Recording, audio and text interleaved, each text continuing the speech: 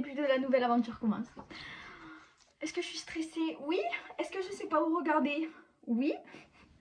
Je crois qu'il faut que je me présente, non? Bon, vous connaissez mes vidéos normalement. Si vous regardez ou vous regardez pas, peut-être vous êtes nouveau.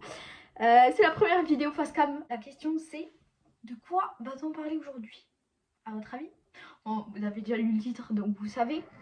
On va parler et on va faire une review parce que c'est une chaîne de review. On va faire une review sur la série L'innocent sur Netflix. Est-ce qu'elle vaut le coup? C'est la question qu'on se pose. Oui, ça y est, c'est bon, fin de vidéo. On s'abonne, on lâche un pouce bleu. Ciao. Non, pour de vrai. Est-ce que cette série vaut le coup? Le but des reviews, c'est de vous résumer sans spoiler, de vous donner envie de regarder des séries, des films ou des animés que j'ai déjà vus. De vous donner des idées aussi de quoi regarder, que ce soit sur Netflix, Amazon Prime, enfin plein de sites ou plein de films ou de séries que j'ai déjà regardés. Parce qu'on sait jamais quoi regarder, hein, qu'on soit clair. Et là, aujourd'hui, première vidéo, face cam, première fois que vous me voyez. Est-ce que je suis stressée? Oui. J'ai peur que le téléphone tombe en plus parce que vous êtes placé, mais vous tenez sur un livre là. Donc à tout moment, boum, vous tombez. Bon, magie du montage, vous tomberez pas vraiment, mais là, mon téléphone, il va mal finir. Hein. Bref, a été à la review sur El Inocente. Bien sûr, je suis une élève modèle et j'ai marqué 2-3 trucs que je vais vous dire. Alors déjà, cette série, elle est sortie sur Netflix il y a une semaine, je crois, une semaine et demie. Moi j'ai vu plein d'influenceurs qui en parlaient, je me suis dit, en plus des influenceurs de télé-réalité, je me suis dit, attends, est-ce que cette série vaut le coup?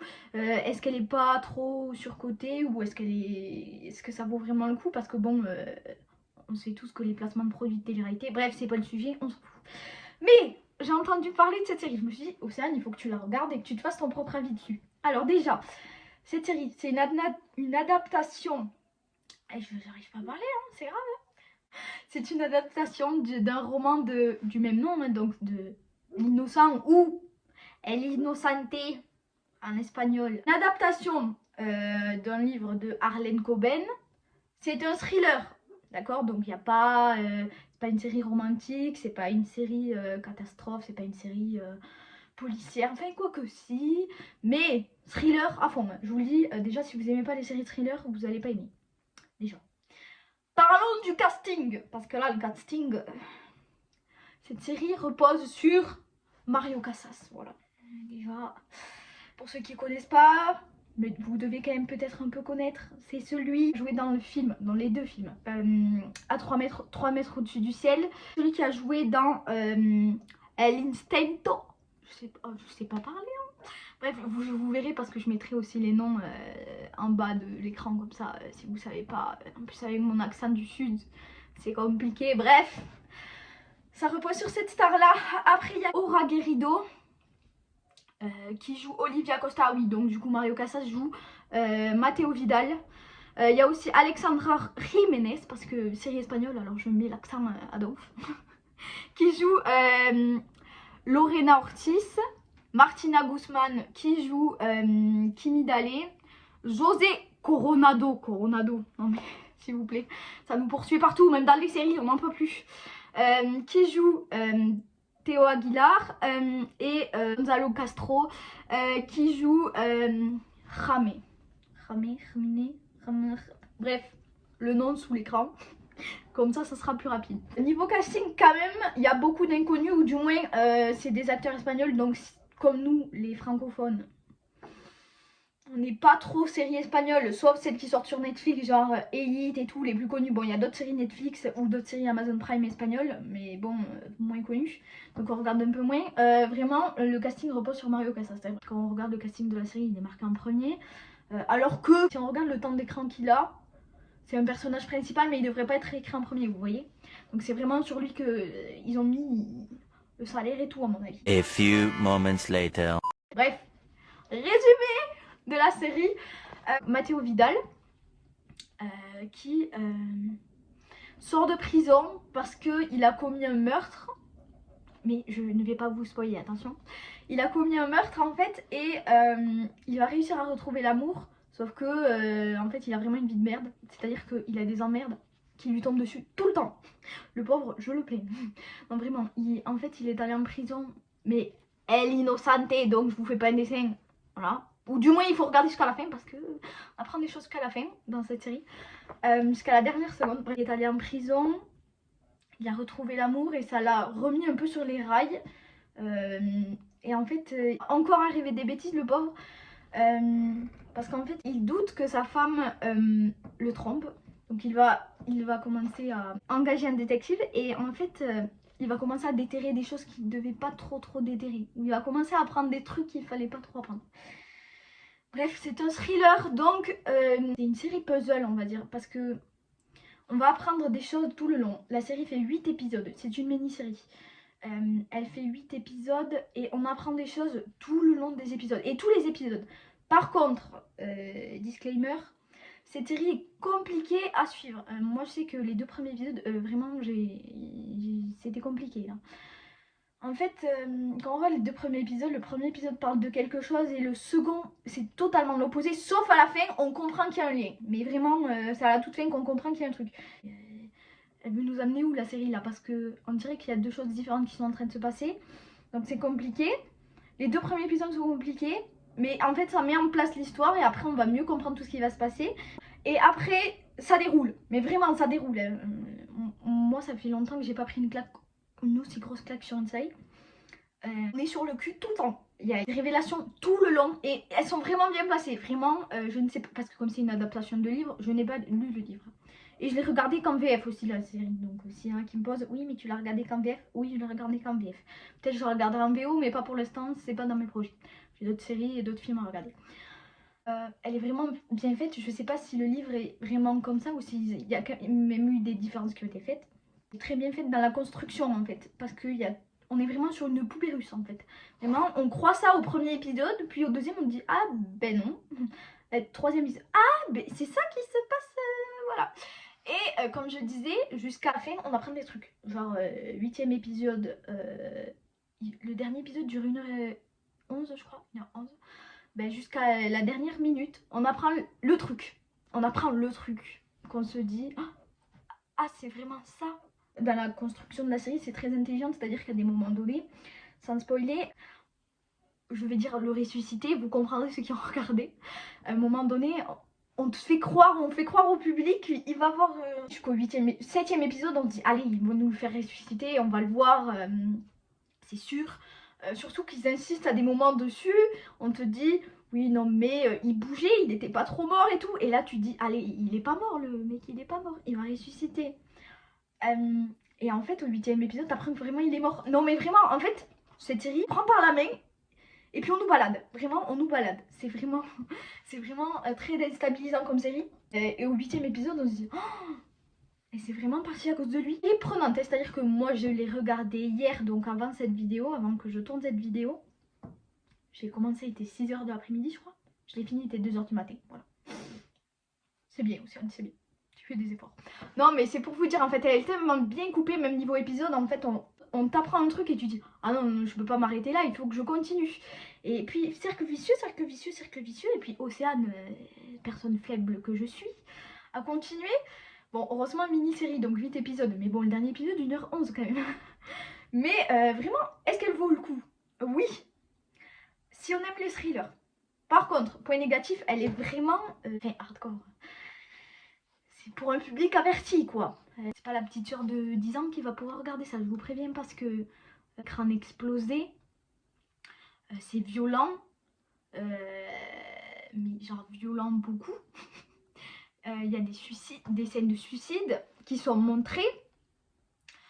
La nudité qui est montrée beaucoup, pas beaucoup, non, comparé à la violence, non, mais c'est vraiment montré quoi, il n'y a pas de tourloupe quoi. C'est vraiment, c'est pas une série qu'on peut regarder en famille le dimanche, hein, je vous le dis.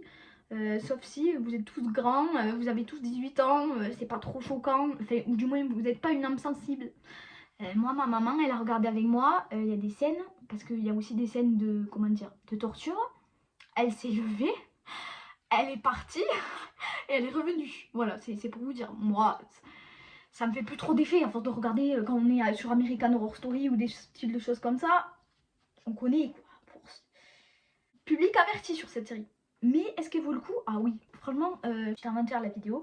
Sur quelle série j'avais été aussi hypée ou du moins où j'avais pris une grosse claque comme ça, mais j'arrive même pas à me souvenir. Pour vous dire, vraiment, cette série, c'est une perle. C'est un diamant.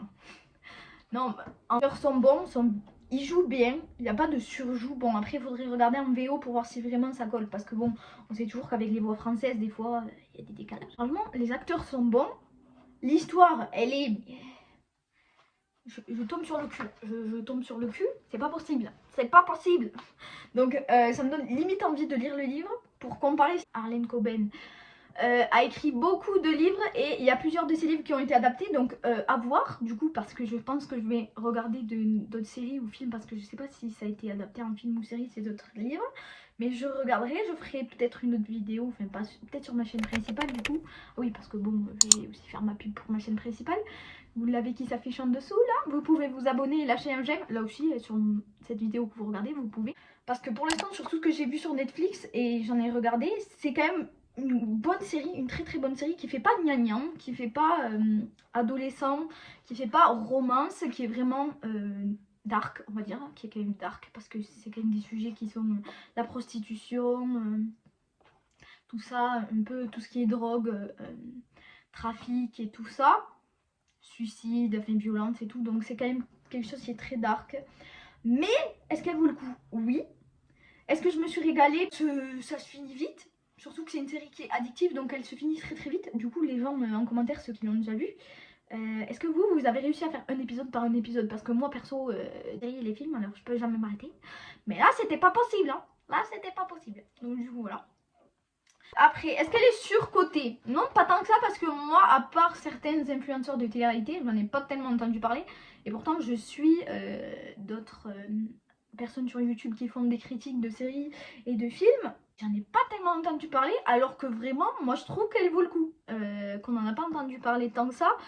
Signé Netflix en plus. En fait, c'est surtout que ça change avec le coronavirus, les séries qui sont un peu tristes, un peu trucs. Non, mais il nous faut des séries joyeuses, comiques et tout, humoristiques. Vraiment, il y a un truc, quoi, il y a des propos derrière. Et puis, elle est bien faite. Par contre, j'espère que Netflix et Harlan Coben, du coup, parce que vont pas faire cette connerie-là, faire une suite. Parce que c'est une mini-série, donc par définition, pas de suite.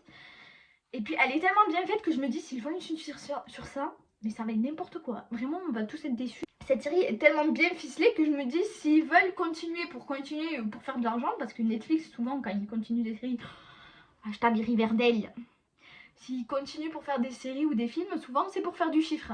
C'est normal, après, c'est le regagne-peine de faire des films et des séries. Mais là, stop. Vraiment, c'est pas A et ça finit par Z et c'est bien fini, bien terminé. À la fin de la série, en fait, il n'y a plus de questions. Parce que vraiment, tout a été répondu tout le long. Vraiment une bonne conclusion. On voit tout et on comprend tout, en fait. Parce que ça fonctionne avec des flashbacks aussi. C'est pour ça que les 2 premiers épisodes sont vraiment saoulants parce qu'on nous montre des trucs. Mais après, tout le long, enfin, ils sont pas saoulants, mais ils sont un peu bizarres, on va dire. Enfin, bref, c'était un peu compliqué de les suivre. Après, tout le long de la série, on nous montre des scènes de l'épisode 1 et 2 pour essayer de recomprendre. Et puis tout le temps, ça fonctionne avec des flashbacks intelligents, c'est-à-dire que chaque fois, on nous rajoute un truc qui va nous faire comprendre un truc. Ça se voit, j'aime cette série, voilà. Si on pouvait faire une notation sur cette série, je pense que on peut partir sur un 16-18, facile, sur 20, oui. Entre un 16 et un 18 sur 20, facile. Parce que la seule chose que moi j'ai un peu moins bien aimé, mais je trouve que c'était pas assez mise en garde pour les personnes un peu sensibles, parce que vraiment elle est un peu hard, vraiment, moi je trouve qu'elle était un peu hard. À des moments on voit vraiment des crânes exploser. Bon, moi qui a voulu faire médecine et tout, c'est pas quelque chose qui me dégoûte, d'accord, mais ça peut rebuter des gens. Ma mère, je sais que si elle aurait voulu regarder cette série toute seule, elle aurait commencé, elle aurait vu une scène chelou, elle aurait stoppé, elle aurait dit non, moi je regarde pas ça. Voilà. Mais comme c'est moi qui l'ai enclenché, elle a regardé avec moi. Mais du coup, elle se levait, comme je vous ai dit, et elle partait. Donc bon, c'est juste ça, c'est qu'elle est un peu violente sur les bords. Un peu beaucoup même. Les acteurs en soi, comme on les connaissait pas trop, ou du moins que moi je ne les connaissais pas trop, à part Mario Casas, le centre de la veine du mollet droit, Je les connaissais pas tellement, donc je peux pas vous dire et vous donner plus de retours sur ces acteurs-là. Bon, ils jouent bien, surjouent comme dans certains pays, parce qu'il y a certains pays où c'est que c'est un peu cette culture-là, genre en Turquie ou quoi. Les films ou les séries sont vraiment surjoués. Bon, en Espagne, c'est jamais le cas ou très peu, mais là, c'est pas du tout le cas non plus, donc c'est bien fait. L'ambiance de la série, elle est vraiment. Ah oui, non, j'ai pas parlé de cette ambiance. Cette ambiance, des musiques angoissantes à des moments. Ça vous fait la goutte de sueur, quoi, vraiment. Après aussi, les choix de couleurs des caméras et tout, ça va bien. En fait, tout est bien choisi. C'est vraiment la série, comment vous dire, puzzle, quoi. C'est vraiment, tout est bien emboîté, tout va bien dans un sens, rien ne part dans tous les sens. C'est vraiment carré, nickel, voilà. Donc, mot de la fin. Parce que bon, je vais pas faire une vidéo de 3 heures de plus dessus, ça sert à rien. Est-ce qu'elle vaut le coup? Oui. Est-ce qu'elle est surcotée? Non. Est-ce que tout le monde devrait la regarder?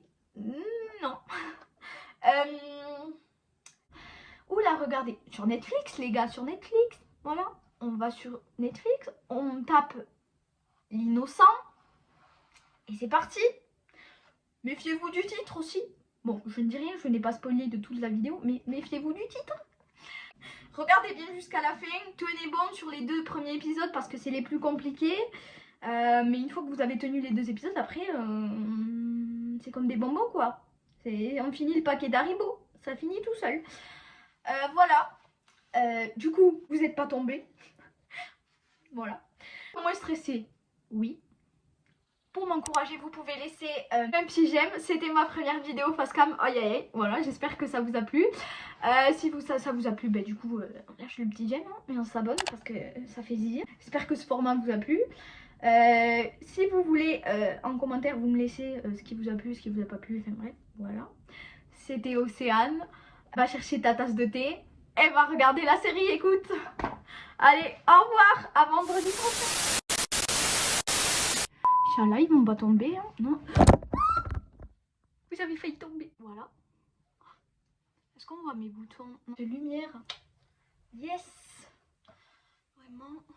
Sors ta petite fiche. Sors sa petite fiche. Il est à l'endroit où c'est un des bêtes. Ça. Lumière, ok. Posé. Inch'Allah, vous tombez pas. J'espère qu'on va pas trop voir mes boutons.